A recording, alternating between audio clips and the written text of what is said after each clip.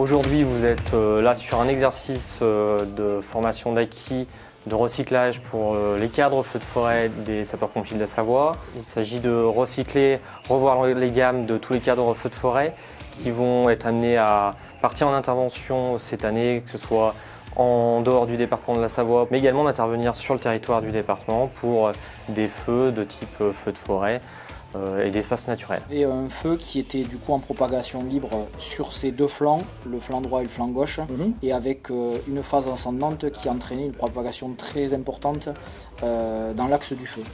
Okay. Du coup, mon objectif à moi, c'était d'éviter que le feu passe la GC100 et derrière vienne impacter la zone industrielle des Palus. Okay. On met en place à travers ce jeu vidéo un départ d'incendie sur lequel on envoie au plus proche de la réalité du terrain des premiers engins.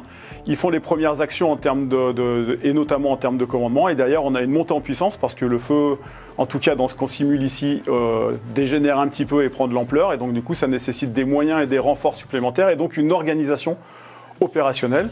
Et c'est ce qu'on travaille principalement. Comment on s'organise pour essayer d'arrêter le plus vite possible ou de stopper un feu et voire d'en limiter les conséquences, puisqu'on travaille tout ce qui est protection d'habitation, protection de village, protection de points sensibles. Donc c'est un feu qui est en évolution libre sur flanc droit et flanc gauche. Ce que je vois, c'est sur flanc droit, tu as une barrière de retardant qui a été posée et le feu vient de sauter soit une piste d'FCI, soit une route goudronnée sur le flanc droit. Sur les 3 écrans qui sont devant moi, je vois exactement ce que je verrais si j'étais dans un avion.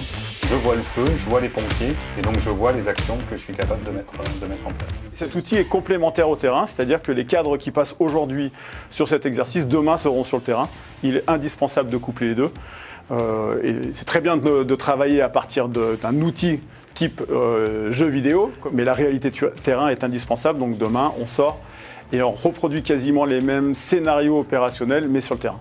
On a la possibilité de répéter l'exercice 2, 3, 4 fois dans l'après-midi, alors que sur le terrain, il nous faudrait 2, 3 heures pour 4 heures pour faire un seul et même exercice, avec toute la partie logistique qu'il y a derrière, hein, donc couper les routes.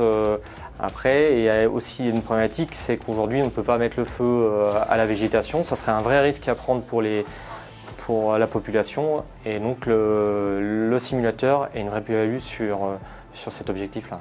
Je souhaiterais que tu me donnes une visu aérienne pour me confirmer qu'on a une propagation dans l'axe du feu qui est assez rapide et si un largage d'opportunités en tête de feu serait pertinent.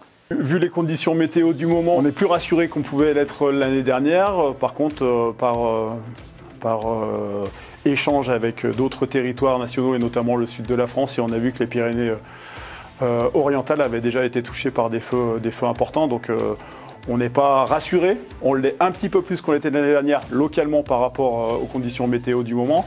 Mais en tout cas, on va se préparer pour faire face le mieux possible à ce qui peut nous arriver.